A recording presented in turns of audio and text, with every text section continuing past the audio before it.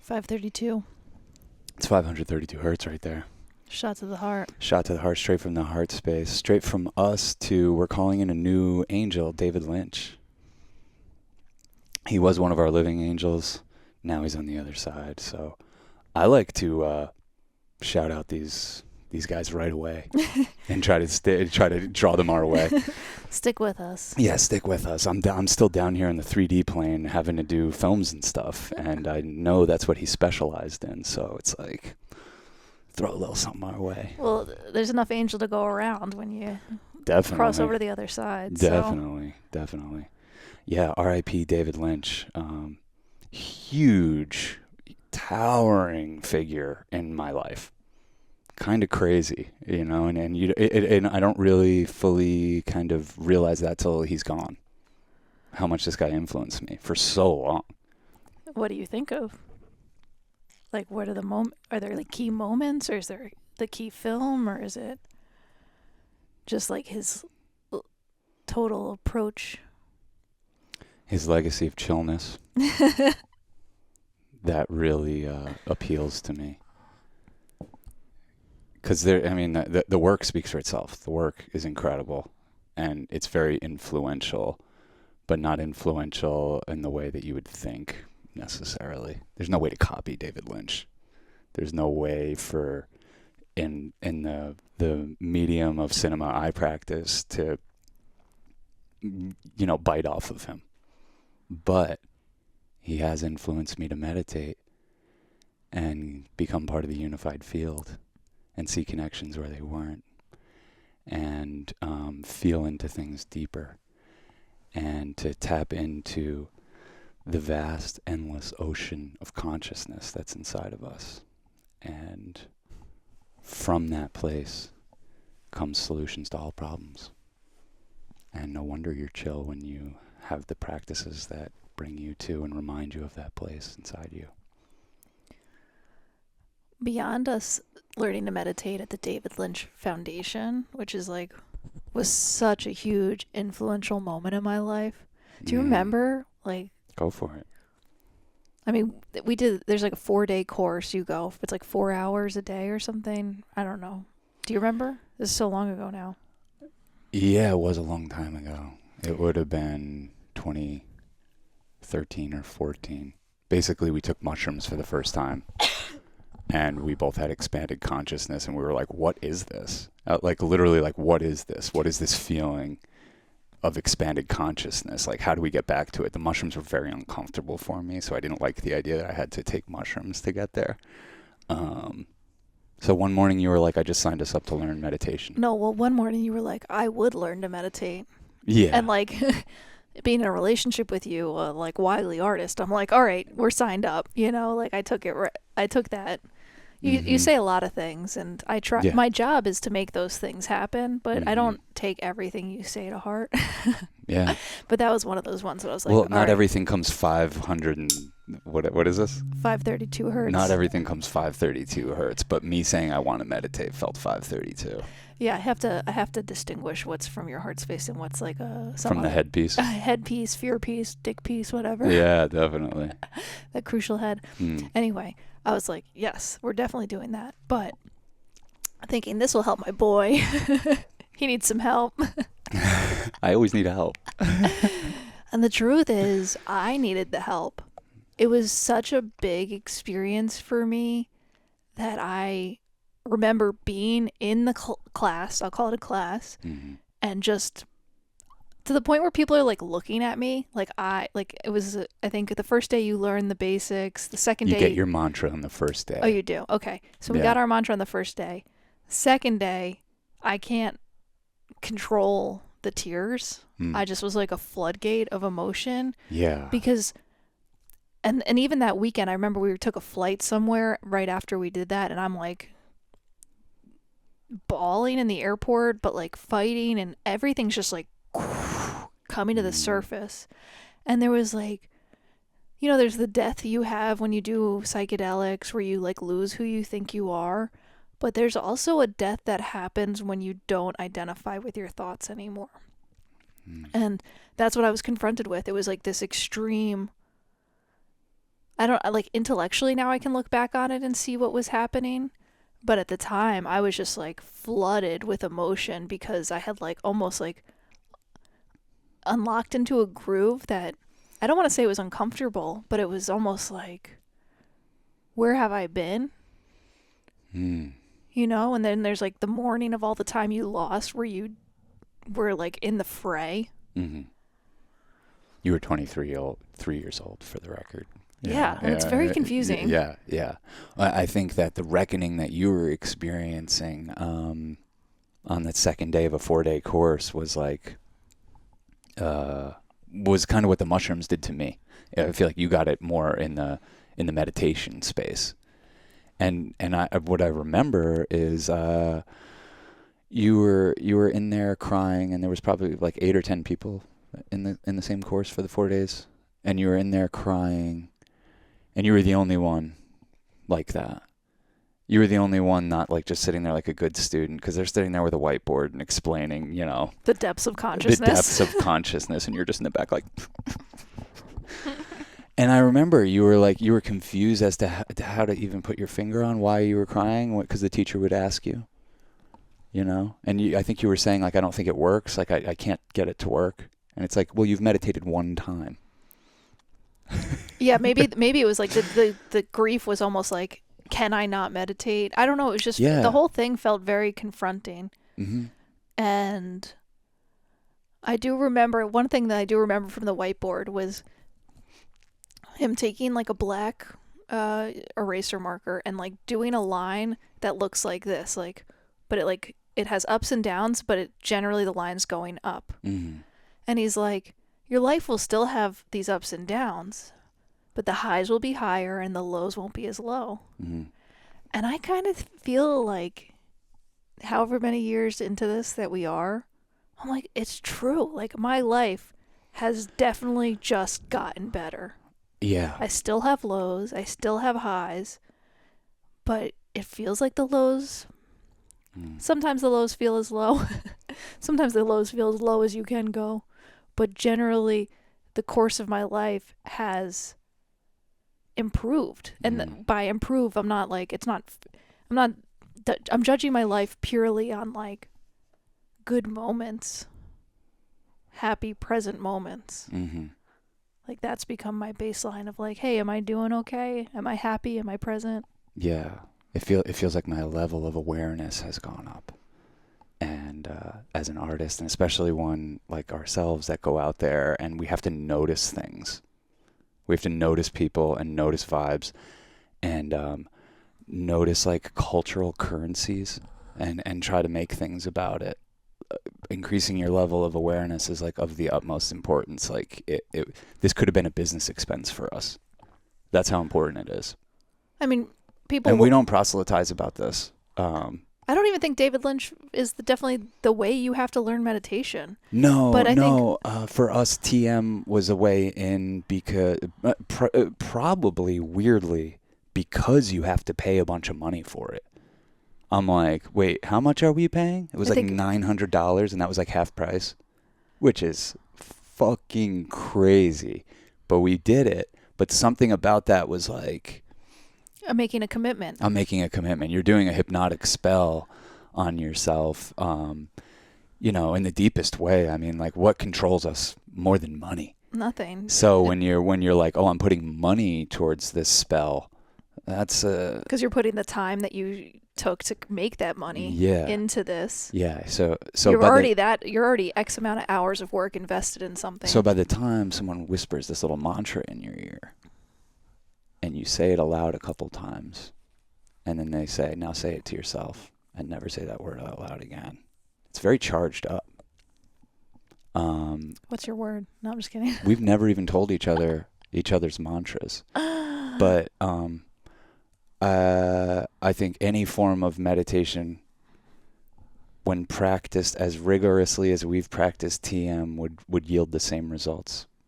That's not to knock TM. I think it's a great way to get involved, and there's a lot of awareness about it because of the Beatles and David Lynch, but and Howard Stern, and Jerry Seinfeld, Countless people. Like you learn to not really talk about it because it's like It's so it's like personal. talking about making your bed though. It really is. It's like, are you the type of person that makes your bed? I'm just well, it's also Yeah, it's I more make than my bed. it's more than making your bed. It's like washing your face. Like, are you like, am I going to tell people I wash my face because I get pimples if I don't wash my face? Like, you either No, you your face speaks for itself. no, but also it's like It's true you though. either are someone who washes your face or doesn't wash your Yeah, face. And yeah, that's a personal decision that you make. And if not washing your face leads you to break out and you don't care, that's like your life. yeah. It's also like it can be an extremely boring topic if it falls into the wrong hands. Um, but it can be extremely deep and enlivening conversation talking about a meditation practice, especially now that we have like a decade plus data points. Well, I'll say, Our life has just gotten better and gotten better and gotten better. yeah, on the spectrum of more present, happy, connected moments. That's it. I don't know how you judge your life, but that's how Everything we else will judge ours. change. Everything, that's how we judge ours. Um, Do we have access to joy? yeah. When I appreciate TM the most is when I go a couple nights without doing it or a night without doing it. And I'm like fried and frazzled Mm. and almost like it's 6 p.m. and I'm like, how does anyone not do this? This like mental Yeah. digestion of like processing and witnessing thoughts. And I think where David Lynch, beyond starting the foundation and making it accessible, really helped me in catching the big fish is what he talks about partly in this like book of little tidbits. Like, it's like most pages have like a paragraph on it, and he's talking about his films or talking about this or dreams or whatever. But he really instilled in me like not to just hold on to the first fish. Oh, Because like, yeah. First I'm fish an is bait. I'm an ideas person, and Yeah. you are too. Like, and I get excited and I follow my enthusiasm. And so when I first started meditating, it was easy to be like, oh, I just had a great idea, Mm. and then I'm just gonna follow this idea. And he's like, no, if you like have a deeper ocean and keep going back down, you'll Yes. grab bigger fish. Well, that's why I don't think of meditation as the place for ideas. Yeah, no. It's the place to increase the container for ideas. It's the place to put bait on the line. It's not the place to get it. It's the place to create spacious awareness for your life, so the ideas can flow more easily. And that's what it's all about. That's what it's all about. And how old am I? I'm 43. 43. I'm 20 years into a career in an industry that wants to have nothing to do with me. It still doesn't. And I'm 20 years into doing something that someone from the lower middle class has no business doing. You know, that somebody that has no connections or no connection to Hollywood or didn't have anyone kind of like, there was no nepotism. Like, I'm 20 years into something like that. Like that, I can't remember my point because I did too good of a job describing what it took to get there. But how much I don't belong in that thing. But I've staken claim to it is because of guys like David Lynch coming before me and being unabashed weirdos that, did their thing. And anytime you ask David Lynch about it, he would attribute it to these practices. Yeah, his films are like a permission slip. We were watching Wild at Heart last night, and it's like such a weird one. And It goes without saying. Yeah, yeah, it goes yeah. without saying. But I just remember watching and just like almost liking our movies more because of it. Because I'm like, oh, we've been true to, David Lynch was true to his vision. Mhm. We're being true to our vision. And that's where art comes from. Mhm. It's not a committee. It's a vision to be true to your art. Yeah. And A vision, even. Like, think about what you're saying. A vision is something that has not yet materialized. It's something that is in a dreamscape. And so to hold a vision and to try to craft that thing cinematically, to see it through. to see it through, it's I don't even know if it's hard because I haven't tried a lot of other things. I think it's very hard. I don't even know. It is hard. I will tell you, as someone who has a lot of ideas and a lot of visions Mm-hmm. and sees a fraction of them through, Mm-hmm. it's very hard. Yeah. And my ideas are like usually pretty small in scale. Yeah. Yeah, no, it's something to be, I think it's something to appreciate about you, that you see things through. Yeah. And when you're a person who can have a vision and see it through, you should devote yourself to doing that. Mm-hmm. So I'm glad that you do. Well, that's how you honor these angels. Yeah. Yeah. You know, for me, this is like, I mean, I meditated and did TM because of David Lynch, but like, I really am just starting to watch his films with you. Mm. So this is really interesting for me. Like, I'm not like a big appreciator So what's it like? seeing David Lynch's films for the first time. Yeah. Awesome.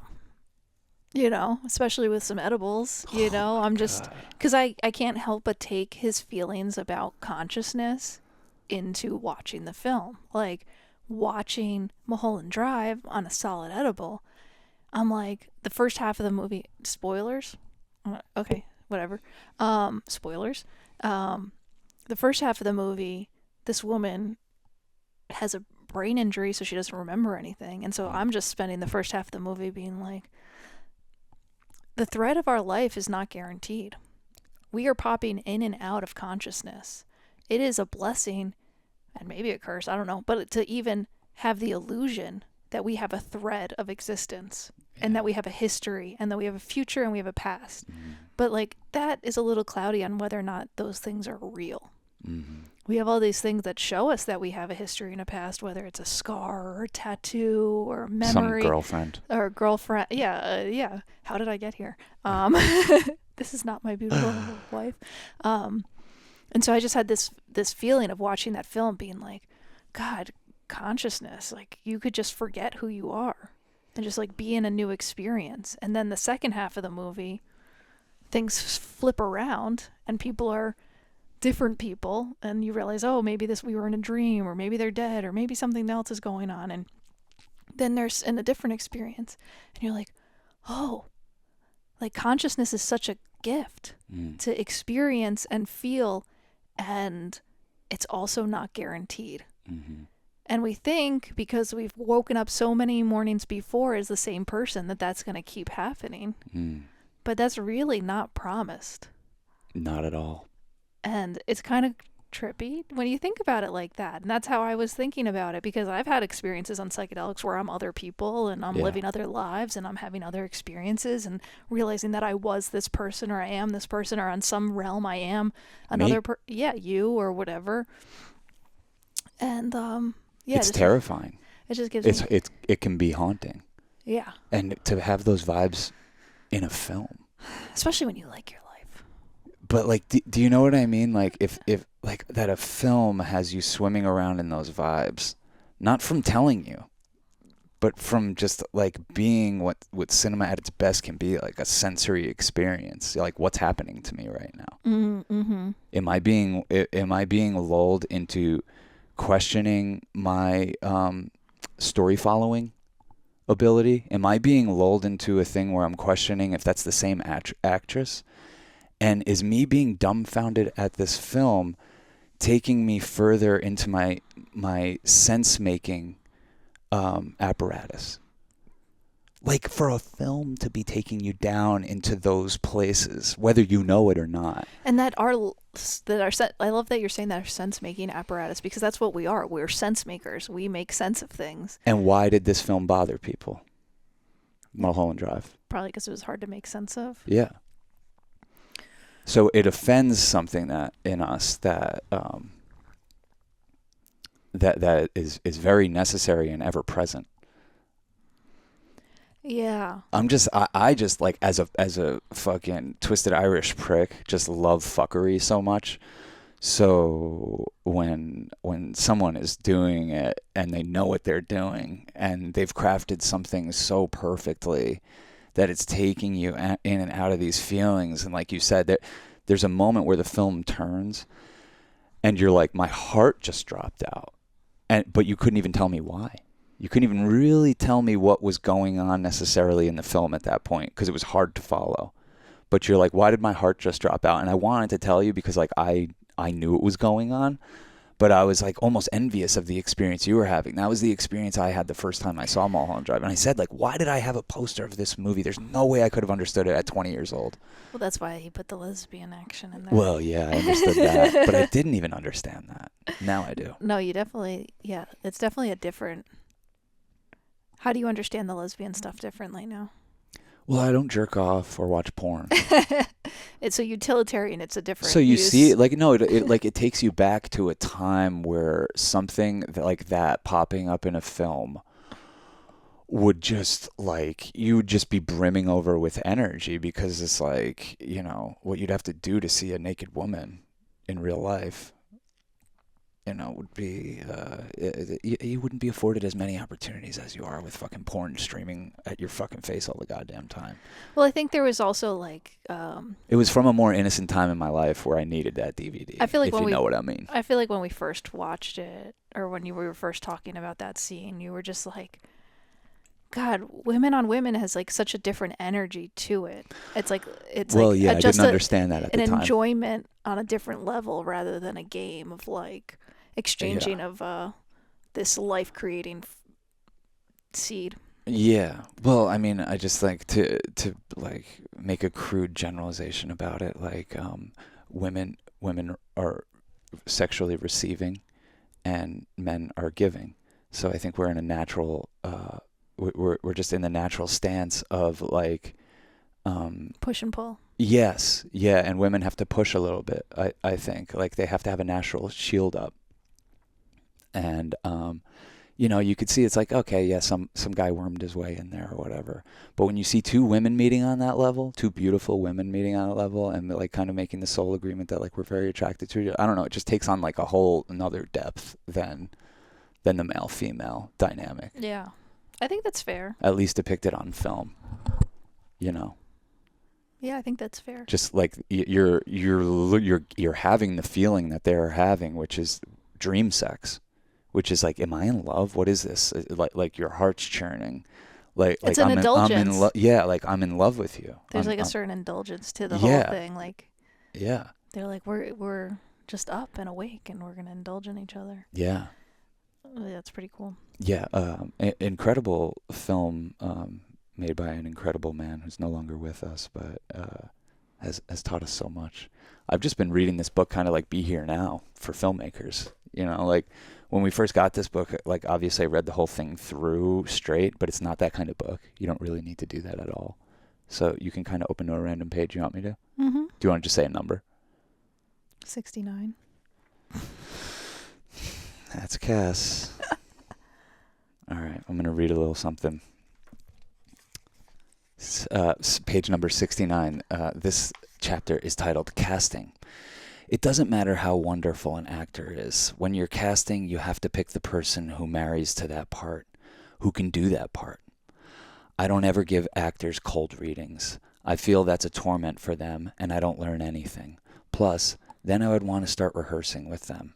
It would take a long, long time to do that with every actor. So I like to just talk with them and look at them while they talk. I start running them through the script in my head as they're talking. Some of them go part way and then stop. Then one of them will go all the way through, and I'll know. On Blue Velvet, I worked with casting director Johanna Ray, and we had all brought up Dennis Hopper, but everybody said, no, you can't work with Dennis. He's really in bad shape, and you'll have nothing but trouble. So we continued looking for people, but one day Dennis's agent called and said that Dennis was clean and sober and had already done another picture, and I could talk to that director to verify it. Then Dennis called and said, I have to play Frank, because I am Frank. That thrilled me and scared me. Sometimes I'll have somebody in mind from the beginning. There's a character in Mulholland Drive that worked that way. It was about 70:30. It was about 7:30 in the evening, and I was dictating to my assistant, this beautiful woman. And I started talking in a funny way. I started talking like the cowboy in Mulholland Drive. He just came walking out. I realized after I'd gone on for a while that my friend Monty Montgomery would be perfect for that. And he's not even an actor. Though he is an actor, really. He's a very great actor. But he married to the part. There are some actors I return to. Kyle MacLachlan, for instance. I like Kyle, and maybe he's kind of an alter ego. But the rule of thumb, obviously, is to get the right person for that role. And that's what you go for. So the thing is, even though Kyle is my friend, if he's not right for the part, unfortunately, he doesn't get that part. What's also interesting is that when you work with somebody, you pick that person for a particular role. But then, during lunch or something, you see another side of that person. And you remember that. So if there's another role that comes up and somebody says, well, Kyle couldn't do that, you may remember this side of him and say, yes, he could. That's how I feel like how we've been with the cinematographers. Is kind of the way he is with actors. Yeah. You know, there's just different people that are right for different roles, because a cinematographer on a documentary really is a role. You are playing a role. You're not just capturing the cinematography. You're another vibration. You're part of the script. You're another vibe in that room, and you are affecting the frequency in there. And inevitably, there's going to be moments when the subject needs something to cling to, and it will be you. And you better be an open-hearted motherfucker. And all of our people always have been. And if not, they quickly learn how to be. Yeah, no, I think it's interesting. And what I've always appreciated about like how you approach the movies, because they're all so different, is you're like, whatever's right for whatever we're capturing. You don't have like a didactic rule about how we make movies. No. And that's why it feels like every time we do it, we're starting from scratch, because it's like there is no script. It's whatever. It's as Big Steve says, the situation is the boss. Yes, Big Steve, Grateful Dead roadie, and Jerry Garcia band roadie. Situation is the boss. Plus, like, I think you and I are in the business of building and climbing mountains. And there's no two mountains that are the same. How could there be? Mm-hmm. We could try to, Even if it's the same mountain, it's a different day. Yeah. Even if the weather pattern's different. Mm-hmm. Same mountain, different weather pattern. Mm-hmm. Yeah.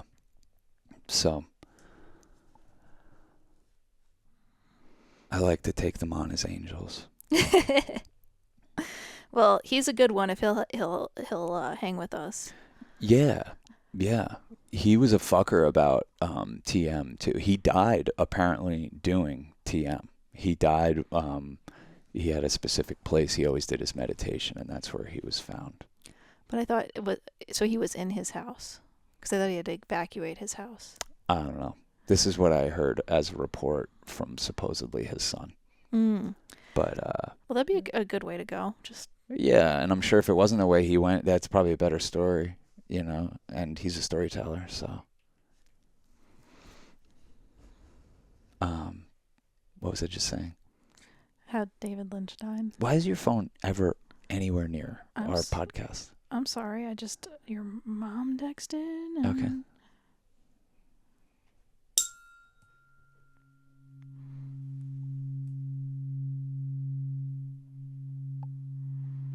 Okay, I'm sorry. Sorry about that. Thanks for holding the heart vibe.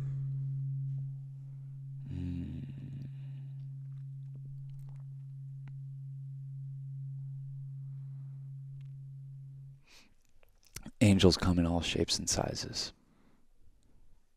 Yeah. Yeah, definitely. Some are microscopic. Some are very large in stature. Some can be seen. Most can't. Unless you clean that third eye. But I think by choosing them, they choose you, and they can't help themselves, because they can be many, many, many places at once. I mean, at the very least, you can have energetic force field that you attribute the characteristics of David Lynch to. And it's kind of like a what would Jesus do kind of energy, Yeah. you know? Hmm. And what kind of. Well, he believed in the unified field of consciousness, which we clearly do. I think it's what's led us to him and appreciating his work so much. Is we share in that belief and we felt in that belief. And I don't know his history with psychedelics. I think he was mainly a coffee and cigarettes guy. But what I was going to say is that he was a fucker about TM. If you were part of his little world and he found out you weren't meditating, he could be very cutting and condescending. Yeah, because you're almost like you're playing with a what do you call it? Like in golf when you have a Handicap? you're playing with a handicap. Yeah. If you're not digesting the energy, Mm-hmm. because it's a digestion. Meditation's like a digestion process. It's a witnessing. It's a allowing for a space of non-clinging and non-attachment. Mm-hmm. And when you do that, at least in my experience, you can be more present. Well, you understand peace on earth, and you can live it. And it feels like if other people aren't trying in that way, that you got to let them know. But I don't know. I think everyone's exactly where they're at for exactly the right I never reasons. tell anyone to do anything. No, I'm just like, as people that don't, it's interesting. I just want to add as a footnote, this man we're talking about did actually. And some people can afford to be handicapped. Some people are a lot more smart than me and a lot more peaceful generally and have a different baseline. Right. You know what I mean? Yes. We couldn't go any further with our sets of tools. We needed to expand a little bit. And there's lots of ways to do that. And there's lots of ways we have done that. Yeah, and I've dipped out where there's been times where it's been harder to do it, and I've also have been like gone a month and been like, I forgot. I've just been meditating without using my mantra. Can happen for years sometimes. I'm like, it's oh okay. yeah, I have a mantra. It I just like get goes. there and I just like breathe and I have a different experience with meditation, and it feels I am meditating, but then sometimes I'll slip in and out of even remembering. Yeah. Oh my God, my sacred mantra. I remember when we were editing Wild Magic, we showed up down in Atlanta at my editor Kathy Gatto's house. She's the best, and we hadn't been down there in years, and we were hanging out in her backyard, and there was this straight line for the longest part of the yard, or just across the longest part of the yard. And I was like, oh, your dog had a field day out here during quarantine. She goes, that wasn't a dog, that was my daughters, who, they're 16 and 18 now, but basically when the quarantine started, they would go outside every day and just walk this path because it was the longest part of their yard. So they just walked back and forth. So there's this straight line.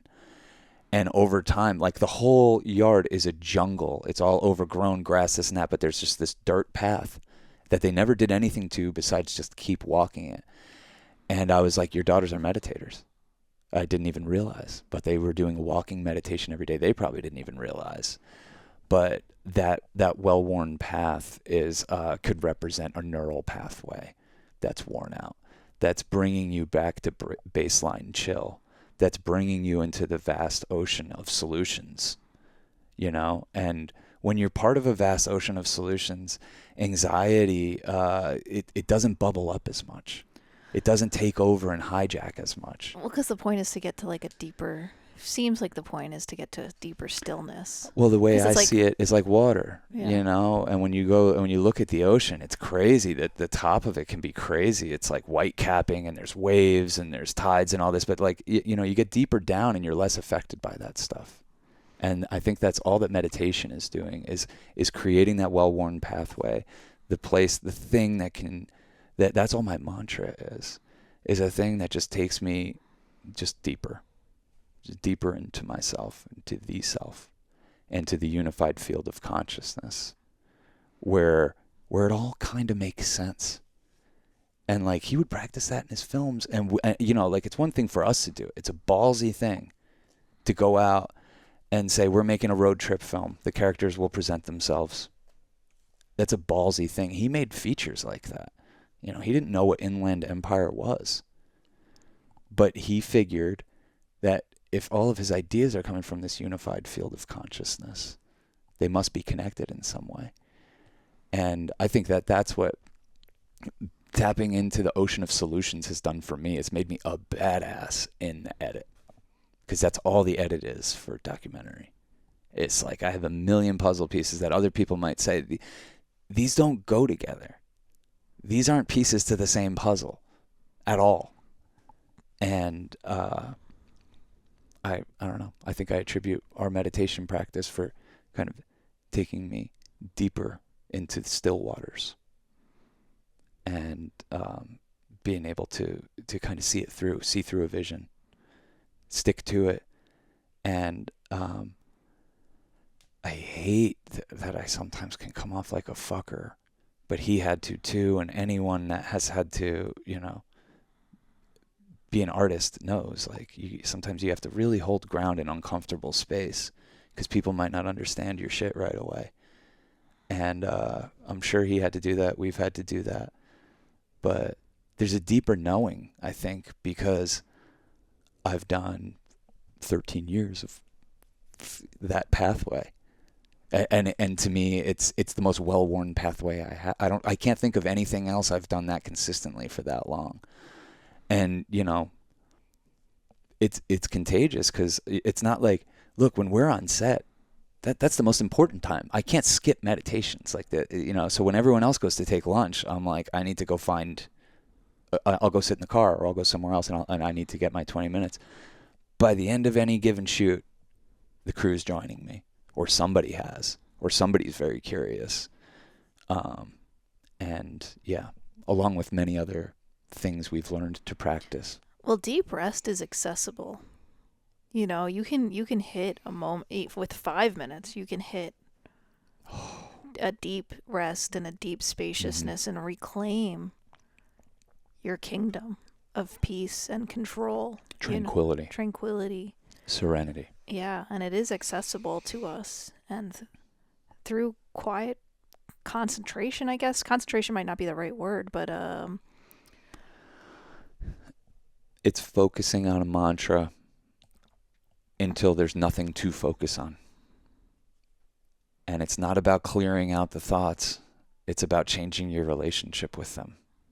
And I think a lot of people get into meditation because they're like, oh, my thoughts. It's just like, all this is going to do is give you more spacious awareness. The thoughts are always going to be there. You just identify with them less. I think, and if I were to go back to like what was so difficult with me first learning to meditate, and what was so confronting, is like the thoughts were so present, but I was like looking at them for the first time.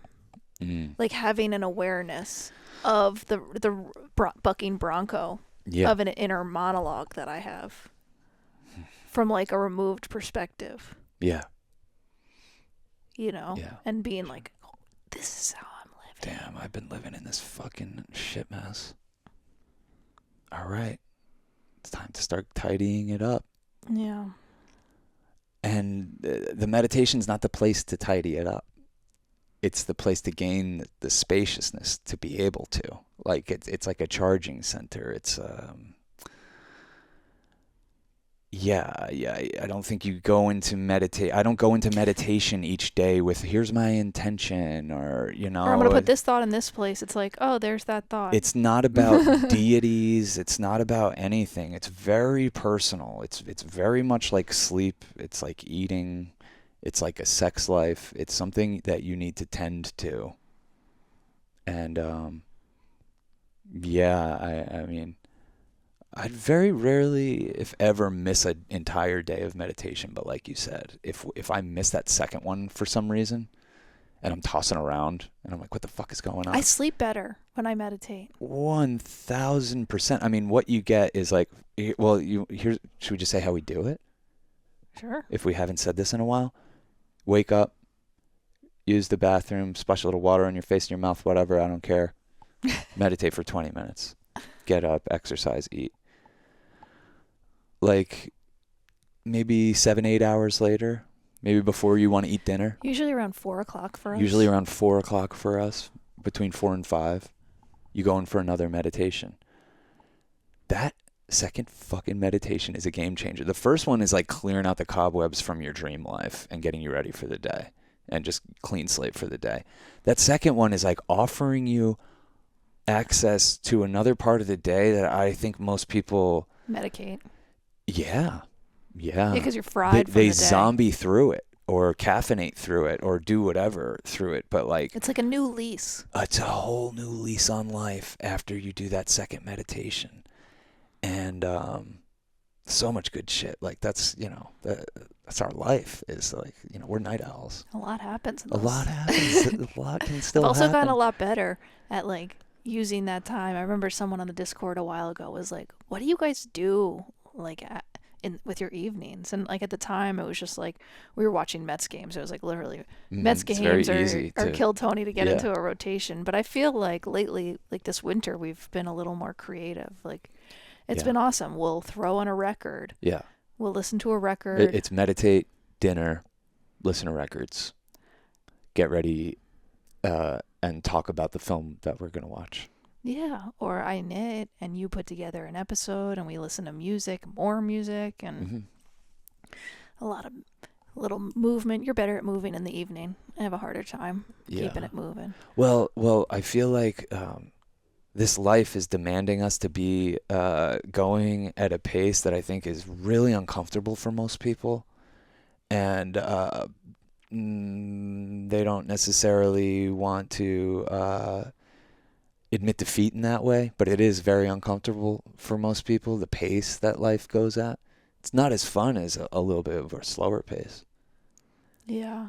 And I think this is a way to start changing the pacing of your life. Like, I was experiencing this the other day as an old practice that I brought back because I was fucking flying on too much TNA, too much black tea and acid, and my heart was racing, and we were running late for something, so I felt like I was moving fast and I was making mistakes.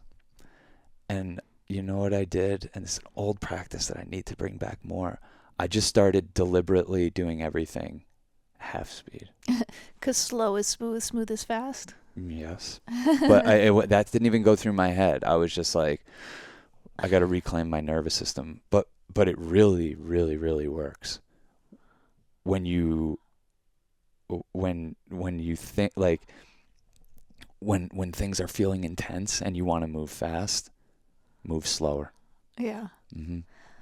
I love a turtle's pace. Well, yeah, and even just offering myself like the idea of that, 30 seconds of that, 5 minutes of that, like really helped reclaim something.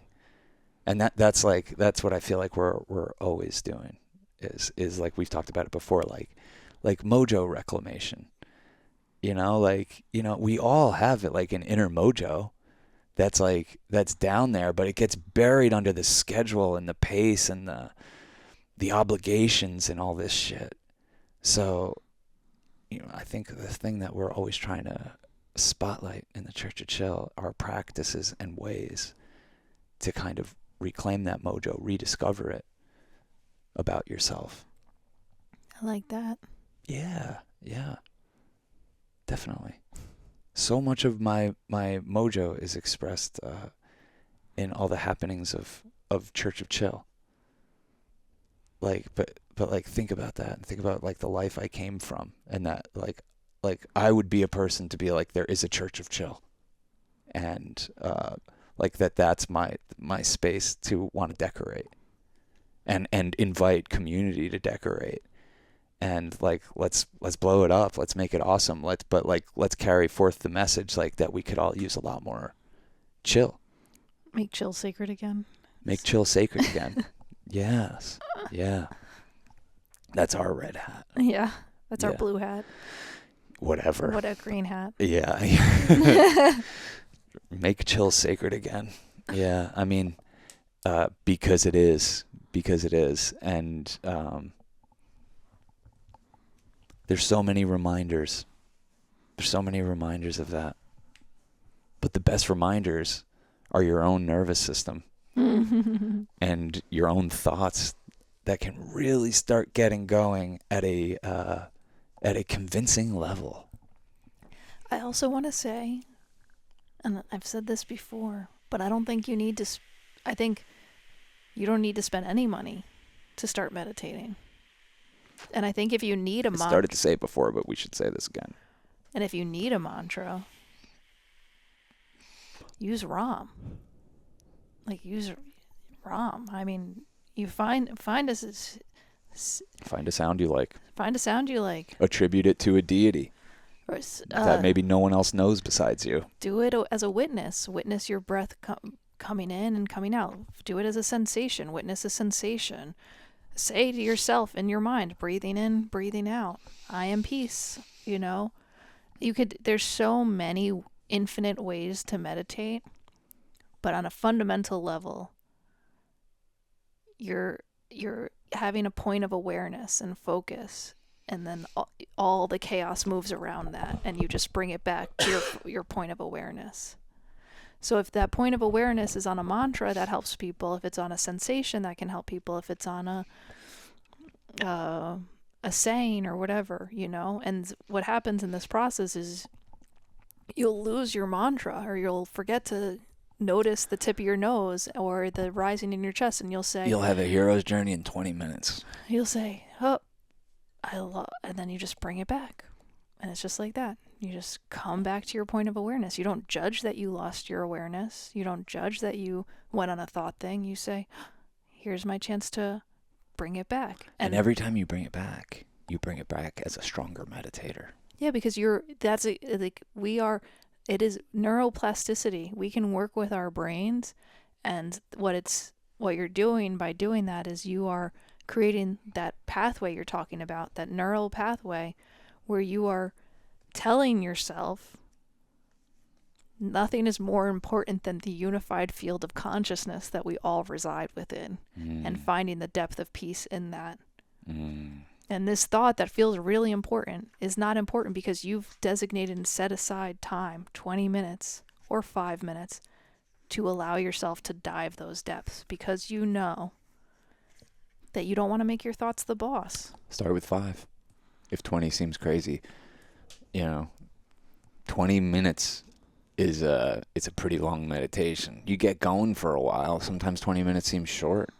It's like warp speed. We've come out, the bell rings, we come out of a meditation, and I'm like, I think we didn't set it for the right amount of time. And you're like, no. I was like, sometimes whoa. I go in and I'm like, that was freaking 40 minutes. Yeah. How do I even have time to do this? Yes. Yeah, exactly. Well, your favorite number is 35, so I opened to page 35. Okay. And it's called The Pace of Life. So I figure we might want to read this. 50 years ago, people were saying everything's speeding up. 20 years ago, they were still saying everything's speeding up. It always seems that way, and it seems even more so now. It's crazy. When you watch a lot of TV and read a lot of magazines, it can seem like the whole world is passing you by. When I was making Eraserhead, which took 5 years to complete, I thought I was dead. I thought that the world would be so different before it was over. I told myself, here I am, locked in this thing. I can't finish it. The world is leaving me behind. I can relate with that one. I had stopped listening to music, and I never watched TV anyway. I didn't want to hear stories about what was going on, because hearing these things felt like dying. At one time, I actually thought of building a small figure of the character Henry, maybe 8 inches tall, and constructing a small set out of cardboard, and just stop motioning him through and finishing it. That was the only way I could figure doing it, because I didn't have any money. Then one night, my younger brother, my father sat me down in a kind of dark living room. My brother is very responsible, as is my father. They had a little chat with me. It almost broke my heart, because they said I should get a job and forget Eraserhead. I had a little girl, and I should be responsible and get a job. Well, I did get a job. I delivered the Wall Street Journal, and I made $50 a week, and I would save up enough to shoot a scene, and I eventually finished the whole thing. And I started meditating. Jack Nance, the actor who played Henry, waited 3 years for me, holding this thought of Henry, keeping it alive. There's a scene in which Jack's character is on one side of the door, and it wasn't until a year and a half later that we filmed him coming through the other side of that door. I wondered, how could this happen? How could it hang together for so long? But Jack waited and held the character. There's an expression: keep your eye on the donut, not the hole. If you keep your eye on the donut and do your work, that's all you can control. You can't control any of what's out there, outside of yourself. But you can get inside and do the best you can. The world isn't going to pass you by. There's no guarantee that meditation or delivering the Wall Street Journal is going to make you a success. But with focus and with meditation, although the events of your outer life may stay the same, the way you go through those events changes and gets so much better. Cool. Makes a lot of sense to me. That's crazy about that scene. Yeah. Dedication. The angels love that. Well, there's also like a lot of people talking about ideas, and if you don't hold your idea and keep the effort of moving it forward, like the idea wants to be birthed. It will find a vessel for it. Well, it wouldn't be bothering you otherwise. Yeah. Like, I don't think that they, like, they're kind of like angels. Like, they don't want to just be, like, brushed aside. It's like, well, I'm here, and the whole thing is, like, is wading through and making and pursuing the ones that feel nearest and dearest to your heart. And, like we were just saying the other night, like, thank God we're artists that kind of practice on different scales. Like, you practice on a scale where you can make something beautiful very quickly, whether it's a drawing or a sculpture or just a painting. What is it? The ceramics, knitting, like all of these things. Like, you're a great photographer, cinematographer. My thing takes time. So we're operating on different scales, and we can really help each other's art in that way. And I think that that's kind of a really cool dynamic. And I'm sure David Lynch had people like that in his life that really helped him out along the way. And he was an incredible musician and painter, filmmaker, and public speaker. A very captivating public speaker. And I think that's how we end up at the David Lynch Foundation. And before anyone goes saying it in the comments, don't think we don't understand what TM is or what all these things are. Like, they're real estate schemes. You know what I mean? It's like you pay a bunch of money to an organization and they keep buying more real estate, and then, they have all these centers, and it's like a lot like the Catholic Church or Scientology or whatever. I don't think it's bad. I know what it is. I just happened to learn a practice through them that really benefited my life. And because I paid that one time, I do have access to all those centers all over the world. And any time, we've never done it, but you can walk into a TM center at any time and refresh your practice and meditate with other people. I would like to do that. Yeah, we should do that. But there's no practice that's making a person better that I would ever knock them for trying or practicing. And like Terence McKenna says, I think we've done a lot of shopping at the spiritual super mall. And TM is just one of the things that we're like, oh, this is a quality product. This is really nice. It's kind of like exercise. Yeah, I mean, it's just like, oh, this makes a difference. I feel this. Well, it's immediate results too. Immediate results. Yes, the fruit that you eat right away. So yeah, we've been watching lots of films for Film Club, and yeah, if you want to join our film club, you can join our Patreon, patreon.com/Church of Chill. Also, Sean is on fire with the music mixes. I think we've got over 200, but you're producing them now at a clip that I'm almost can't keep up with. Mm-hmm. And bonus podcasts on there. Part 2 of this episode. And all episodes.